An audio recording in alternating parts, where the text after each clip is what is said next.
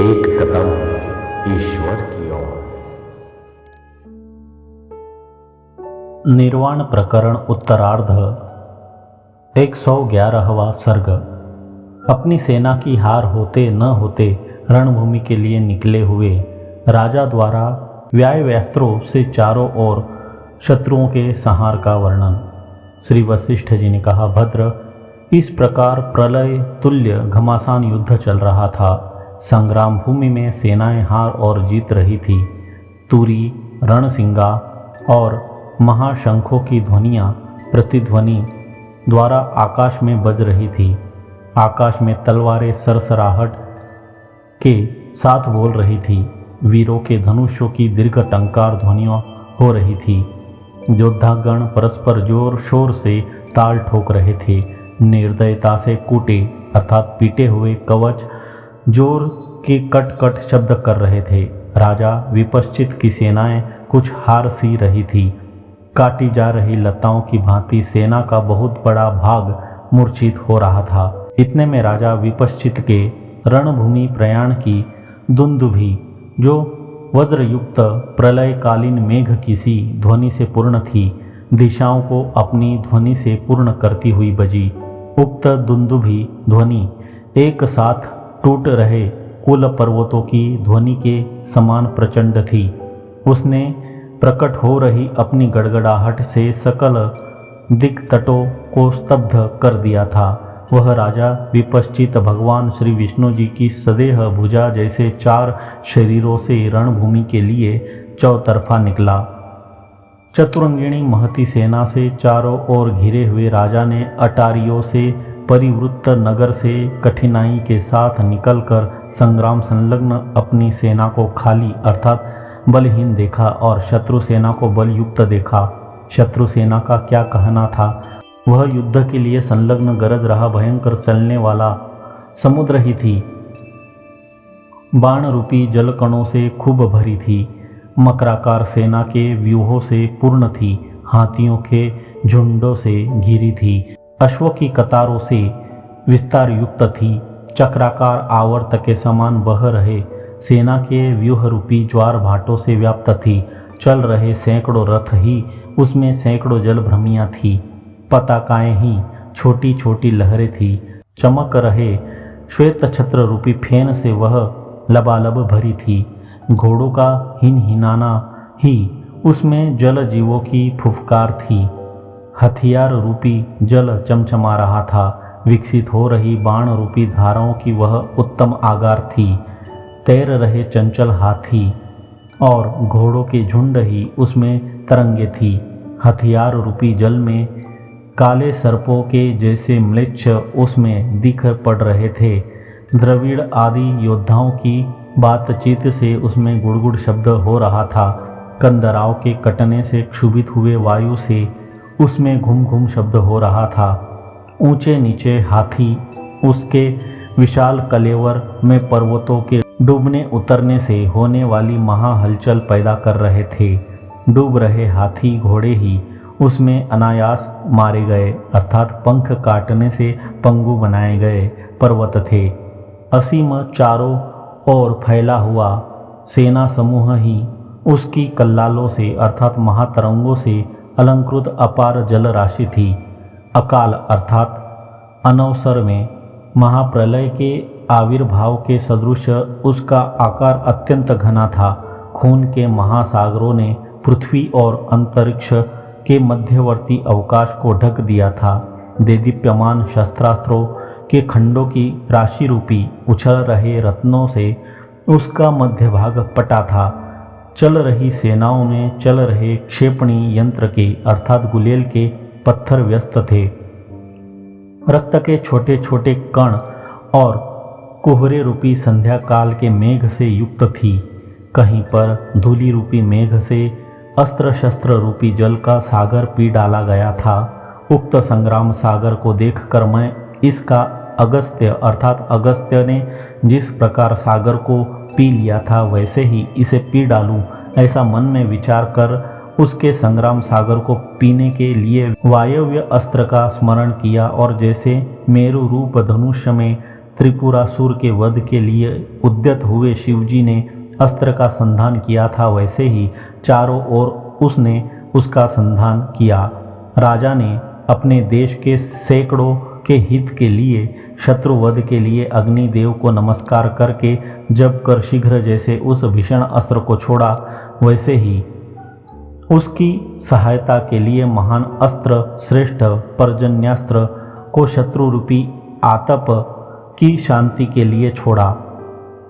चारों ओर वायव्यास्त्र और पर्जन्यास्त्र से युक्त अतएव अष्टमूर्ति उस भीषण धनुष्य से दिशाओं के अवकाश को पाट देने वाली बाणों की नदियाँ, त्रिशूलों की नदियाँ, चक्रों की नदियाँ, कुल्हाड़ों की नदियाँ, तोमरों की नदियाँ, भिंदी पालों अर्थात तोपों की नदियाँ, पत्थरों की नदियाँ, वज्रों की नदियाँ और बिजलियों की नदियाँ बह निकली। कल्पांत के अर्थात प्रलय सूचक प्रचंड वायु बहने लगे। जलधारा की नदियों के प्रवाह तलवारों की वृष्टि के साथ बह निकले। युगों के अवसान में टूट फूट कर धराशयी हुए कुल पर्वतों से निकले हुए प्रचंड वायु से बढ़े हुए उत्पातों के समान मोटे ताजे सांप बाणों के साथ बह निकले। उस शस्त्रास्त्र वृष्टि के वेग से वह पूर्वोक्त विशाल शत्रु सेना सागर को शीघ्र ही धूल के ढेर की भांति चारों ओर उड़ा दिया गया। उसमें कुछ भी समय नहीं लगा। जल वज्र और शस्त्रास्त्रों की वेगवती वृष्टि तथा प्रचंड आंधी से शत्रु सेना बांध रहित तालाब के जल की भांति चारों ओर भाग खड़ी हुई। वह चतुरंगिणी सेना युद्ध से विमुख होकर वर्षा काल की पर्वत नदी के महाप्रवाह के तुल्य भागती हुई चारों दिशाओं को चली गई। सेना पर्वत नदी की समता का उपादन करते हुए भाग रही सेना का वर्णन करते हैं। वायु के प्रवाह में यह बह रहे पसीने से तर कटे हुए बड़े बड़े पताका दंड ही उस गिरी नदी रूप सेना में वृक्ष थे। किरण रूपी फूलों से चितकबरे अर्थात मिश्रित चंचल खड्ग ही लताओं के समूह थे। दौड़ने की शक्ति न होने से लड़खड़ा रहे मोटे ताजे पुरुष रूपी पत्थरों के बिंदु रूपी खून के पनाले से वह अवर्णनीय थी। भयंकर घुर शब्दों से वह कायरों के हृदय को टुकड़े टुकड़े करने वाली अर्थात डरावनी थी। बह रहे महागजों के दांत रूपी वृक्षों के परस्पर टकराने से प्रकट हो रहे कटकट शब्द से गरज रहे मेघों को मात कर रही थी। हथियारों से पत्थरों की तेज टक्कर ही उसमें नदी के किनारे के पुष्प वृक्ष पर हुआ भंवरों का झंकार था। तैर रहे चंचल तथा चिल्ला रहे घोड़े ही उसकी तरंगे थी। रथादि के तथा शूर वृंद के पत्थरों से टकराने पर हुए आर्त स्वर रूपी मेढक तथा पक्षियों के शब्द से युक्त थी।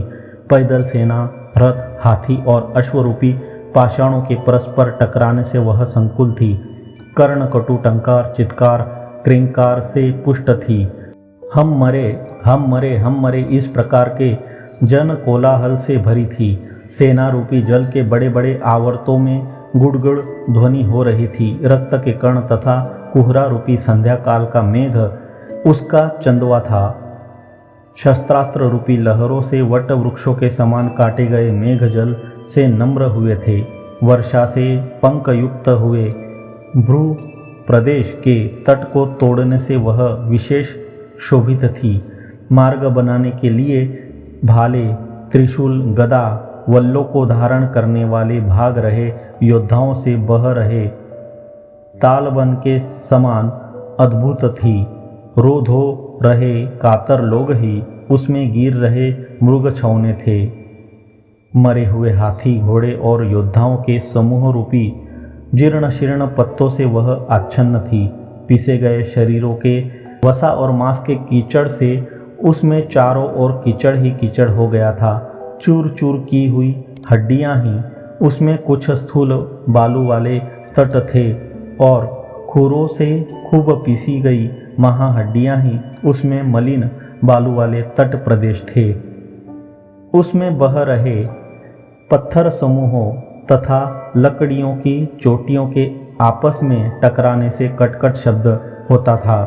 गरज रहे प्रलय काल के मेघों से बह रहे प्रलय काल के प्रचंड वायुओं से गिर रही प्रलयकालीन मूसलाधार वृष्टि से, प्रलय काल के वज्रपात रूपी संकटों से, पंकमय सकल भूतलों से, जल से, उपद्रवपूर्ण स्थलों से, तेज शीत से जम गई वर्षाधारों के आकार के आकाश में बने पिंजड़ों से, समस्त नगर गांव और घरों को जलाकर राख कर चुकी अग्नियों से, प्रजा, घोड़े, हाथी और पैदल सेनाओं के रोदन से, आकाश और भूमि में हो रहे तीक्ष्ण ध्वनि वाले रथ और मेघों के घर घर शब्दों से, चारों ओर विपश्चित के धनुष के 4 तेज क्रेंकारों से, बिजली रूपी कंकण का विस्तार करने वाले मेघों के परस्पर टकराने और रगड़ खाने से, बाणों, शक्तियों, मुद्गरों, बल्लमों, भालों और बंदूकों की वर्षाओं से चारों ओर बलशाली राजाओं के असंख्य सैनिक भागते हुए मच्छरों के समूह की भांति शीघ्र नष्ट हो गए। सीमांत के राजाओं की सेनाएं तीक्ष्ण वह्री राशि के सदृश शस्त्रास्त्र समूह रूपी मेघों की आग से लोगों को घबराहट में डाल देने वाले वज्रपातों से व्याकुल होकर चंचल सागर जल में उबाले जा रहे जलचरों की नाई बड़वाग्नि में प्रवेश कर रही थी। 111वां सर्ग समाप्त।